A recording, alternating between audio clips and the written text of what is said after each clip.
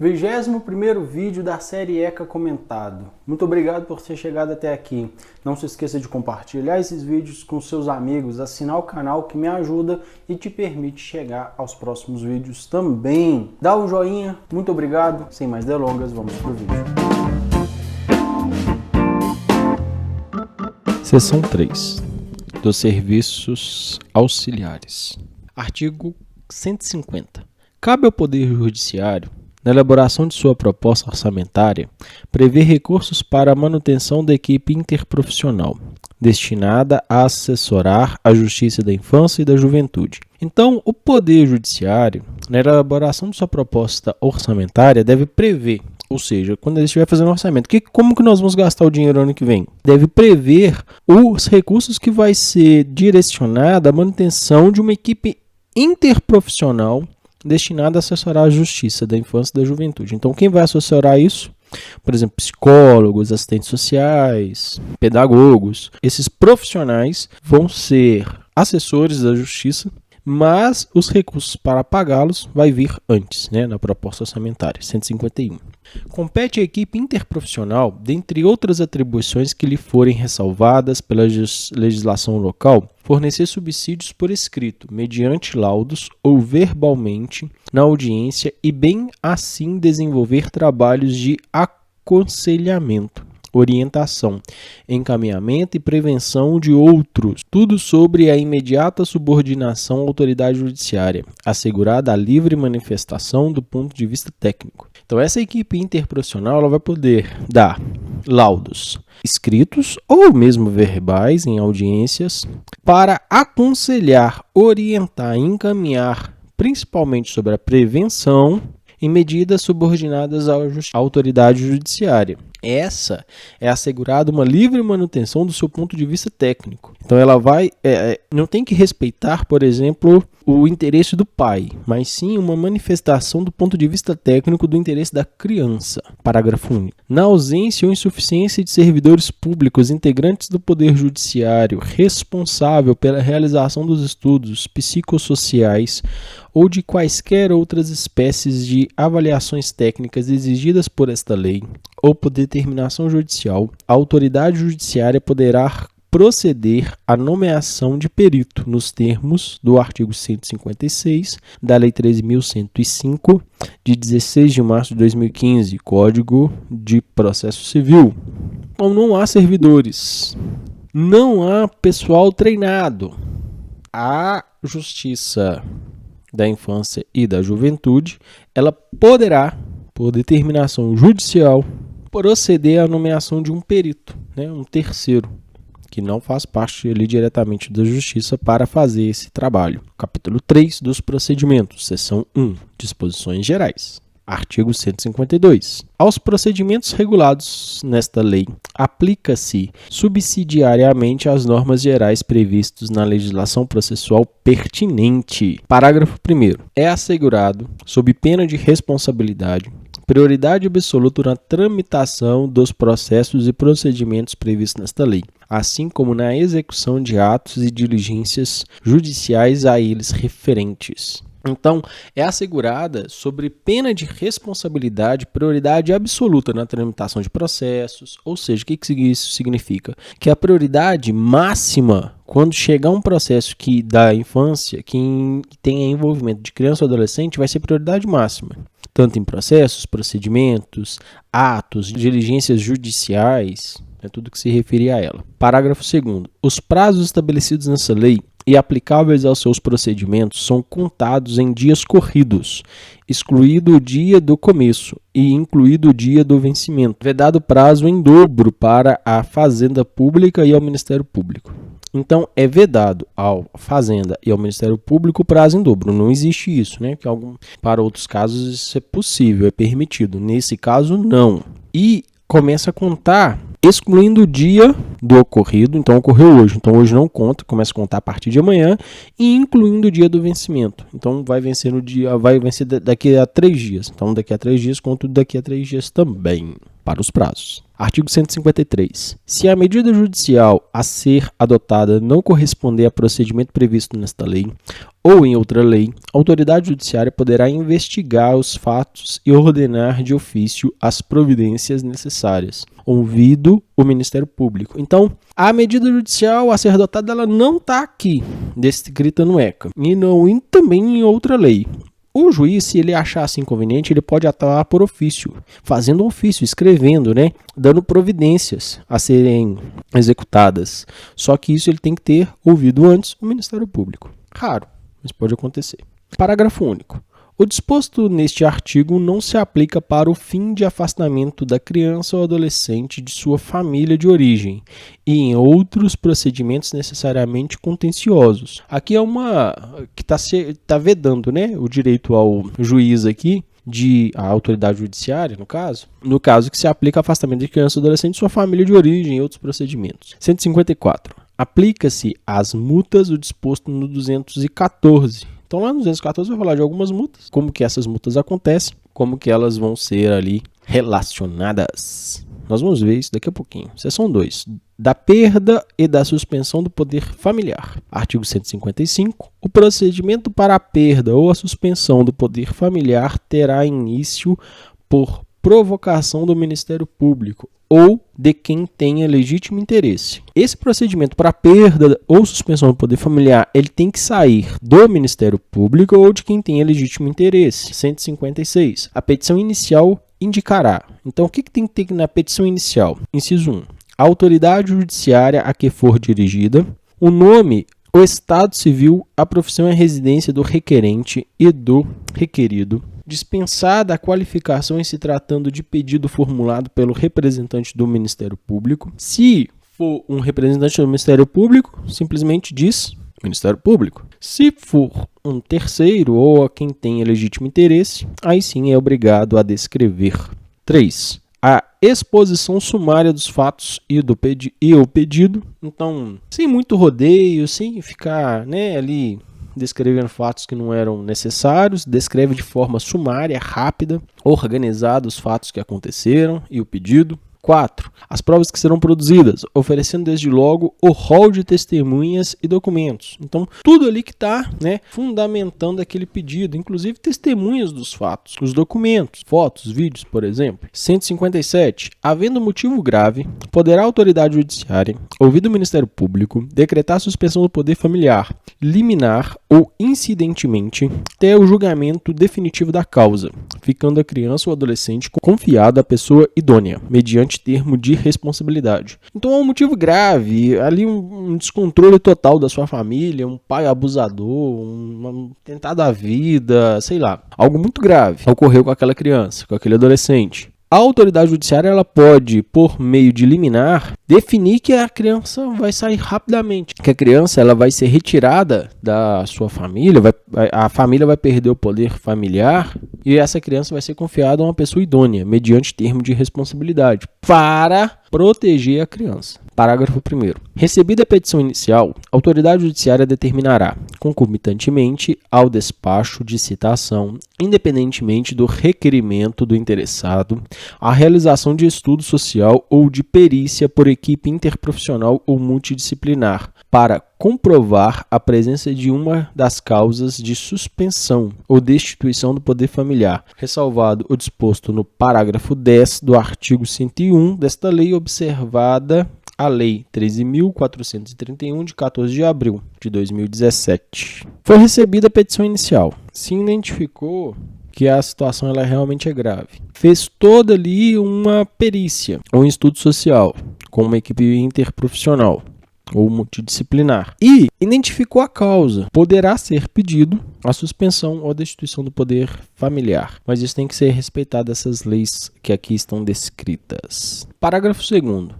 Em sendo os pais oriundos de comunidades indígenas, é ainda obrigatório a intervenção junto à equipe interprofissional ou multidisciplinar referida no parágrafo 1º deste artigo, de representantes do órgão federal responsável pela política indigenista, observado o disposto no parágrafo 6º do artigo 28 desta lei. Então se trata não de uma criança somente, mas uma criança de comunidade indígena, de pais de comunidade indígena. Para que isso venha a ocorrer, tem que se escutar a autoridade responsável pela política indigenista.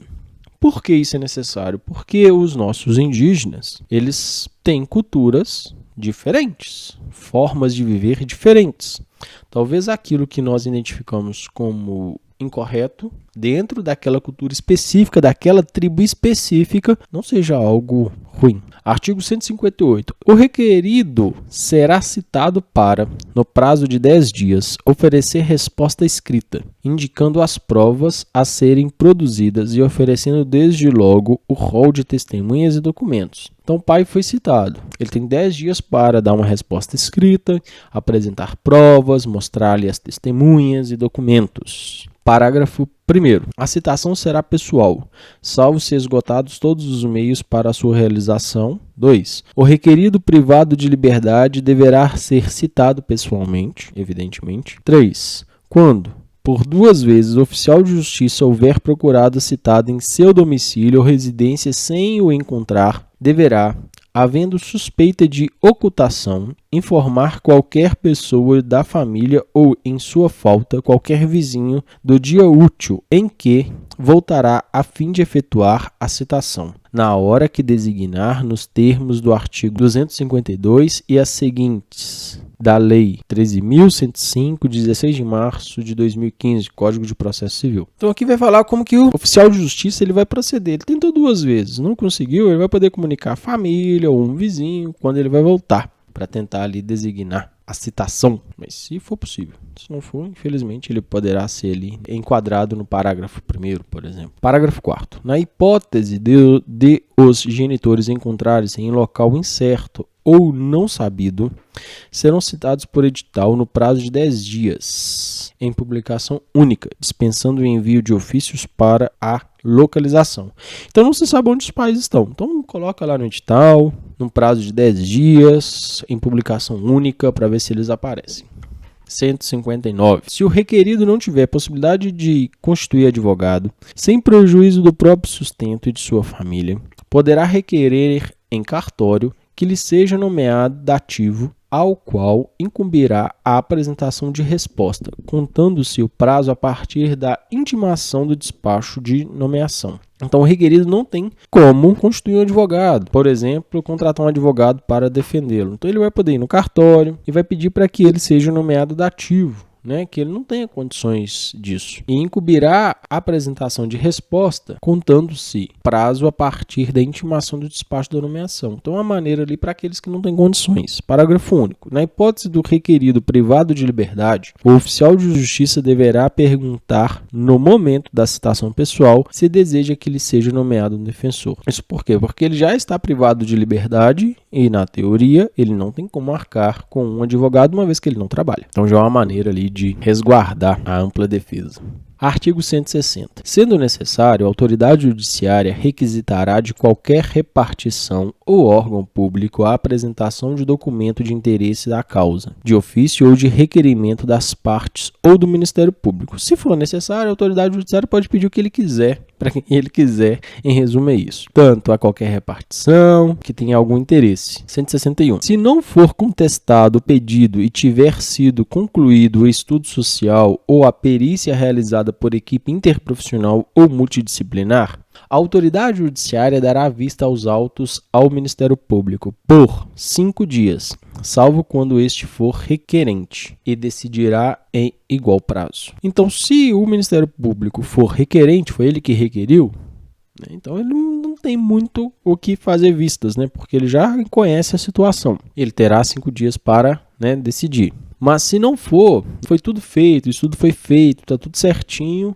a autoridade judiciária vai dar vistas, ou seja, vai deixar que o Ministério Público veja o processo por 5 dias. Parágrafo 1º. A autoridade judiciária de ofício ou de requerimento das partes ou do Ministério Público determinará a oitiva de testemunhas que comprovem a presença de uma das causas de suspensão ou destituição do poder familiar previstas nos artigos 1637 e 1638 da Lei 10.000 10.406, de 10 de janeiro de 2002, Código Civil, ou no artigo 24 desta lei, redação dada pela Lei 13.509, de 2017. Então, a autoridade judiciária, de ofício ou requerimento das partes ou do Ministério Público, ela vai determinar as oitivas, ou seja, escutar as testemunhas que comprovem as causas da suspensão ou destituição do poder familiar. O segundo foi revogado.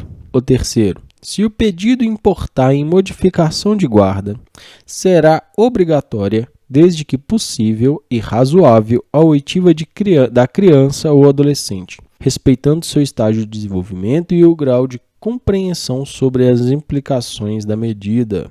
Sempre que for possível, sempre que isso for relevante, será obrigatória, desde que possível e razoável, a oitiva de crianças e adolescentes. Por exemplo, um bebê.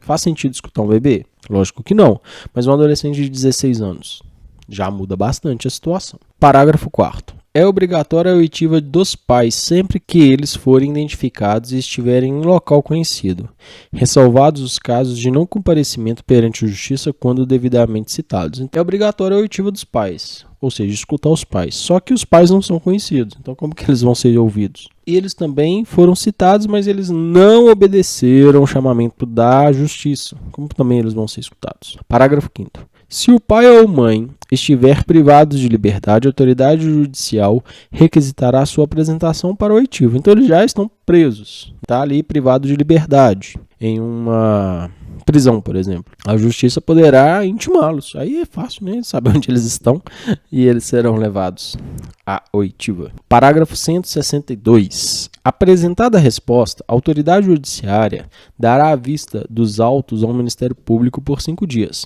salvo quando este for requerente, designado desde logo na audiência de instrução e julgamento. Teve apresentada a resposta, a autoridade judiciária vai dar uma possibilidade ao Ministério Público ver, tá a par dos acontecimentos. Mas se ele for requerente, evidentemente que não há necessidade. Parágrafo 1º foi revogado. Parágrafo 2º. Na audiência, presentes as partes e o Ministério Público, serão ouvidas as testemunhas, colhendo-lhe oralmente o parecer técnico, salvo quando apresentado por escrito, manifestando-se sucessivamente o requerente, o requerido e o Ministério Público pelo tempo de 20 minutos cada um, prorrogável por mais 10 minutos. Então aqui está falando como que vai acontecer a audiência.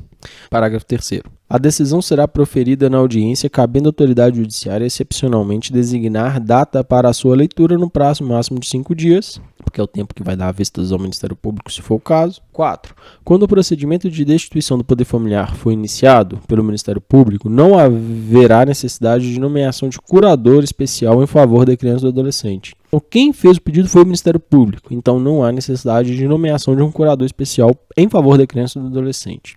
Artigo 163. Prazo máximo para a conclusão do procedimento será de 120 dias. E caberá ao juiz, no caso de notória inviabilidade de manutenção do poder familiar, dirigir esforços para a preparação à criança ou adolescente com vistas à colocação em família substituta. Então, todo esse procedimento que nós lemos, ele não pode durar mais que 120 dias. E, sabendo o juiz da notória inviabilidade, não é possível que o pai, a mãe ou o responsável continue com aquela criança. Ele vai ter que dirigir esforços para preparar a criança para essa colocação em família substituta que vai ser necessário. Parágrafo único. A sentença que decretar a perda ou a suspensão do poder familiar será averbada à margem do registro de nascimento da criança ou do adolescente. A sentença, ela foi feita, ela vai ser averbada, ou seja, vai ser anexada junto ao registro de nascimento da criança ou do adolescente. Pessoal, chegamos à hora do nosso resumo. Fique atento, faça as anotações necessárias para o melhor entendimento. Dá o joinha, compartilha, assine o canal. Muito obrigado. Hora do nosso resumo. Artigo 150 vai falar que cabe ao Poder Judiciário elaborar uma proposta orçamentária que comporte uma equipe interprofissional para dar assessoria. O 151 vai falar como que essa equipe interprofissional vai atuar. O parágrafo único vai falar que na ausência ou insuficiência de servidores, a autoridade judiciária poderá nomear um perito fora da justiça ou fora dessa equipe de assessoria. O 152, já dentro dos procedimentos, vai falar que os procedimentos regulados pela lei aplicam subsidiariamente às normas gerais previstas na legislação processual pertinente, ou seja, que vai estar unido à legislação processual, não só o que essa lei diz, mas também o que a lei processual diz, processual civil, processual penal, enfim. Parágrafo 1º. É assegurada sobre lei de pena de responsabilidade a prioridade absoluta para o que acontecia aqui, no caso de criança, na destituição da poder familiar. Os prazos estabelecidos não se aplicam em dobro ao Ministério Público e nem à Fazenda. Eles são contados excluindo o dia do fato, incluindo o dia do vencimento. 156. Se a medida judicial ser aplicada, ela não está nesta lei, ela poderá acontecer, mas tem que se ouvir o Ministério Público. Parágrafo único. Vai limitar um pouquinho esse poder do juiz, falando que não se aplica ao afastamento de criança ou adolescente de sua família. O 157 fala que as multas serão aplicadas segundo o artigo 204 desta lei. O 155 vai falar que o procedimento para perda ou suspensão do poder familiar terá início por provocação do Ministério Público ou quem tiver legítimo interesse. Aí vai falar como que a petição inicial deve ocorrer, né? Ela deve ser preenchida. O 157 vai falar que, havendo um motivo muito grave, a Justiça já pode decretar a suspensão imediata do poder familiar. Parágrafo 1º vai falar como que esse pedido ele vai ocorrer. Parágrafo 2º vai falar que se esse pedido for realizado de uma criança de comunidade indígena, vai ter que ser escutado, além da equipe interprofissional multidisciplinar, o órgão federal responsável pela política indigenista.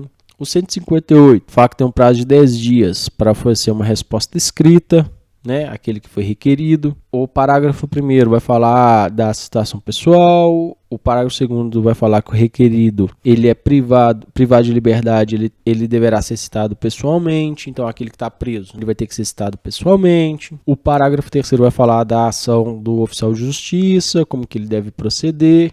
Nós vimos isso. O parágrafo 4º, como nós vimos tudo uma vez que esse resumo, né? O parágrafo 4º vai falar que na hipótese de genitores não sabendo onde eles estão, vai ser simplesmente colocada ali uma publicação única por 10 dias em um edital. O 159, falando que o requerido não tiver condições de um advogado, como que ele vai proceder. O parágrafo único vai falar que na hipótese daquele que está privado de liberdade já vai ser oferecida ali a possibilidade de nomear um defensor. O 160 vai falar que a autoridade judiciária ela pode, se necessário, requerer qualquer coisa quase de qualquer lugar.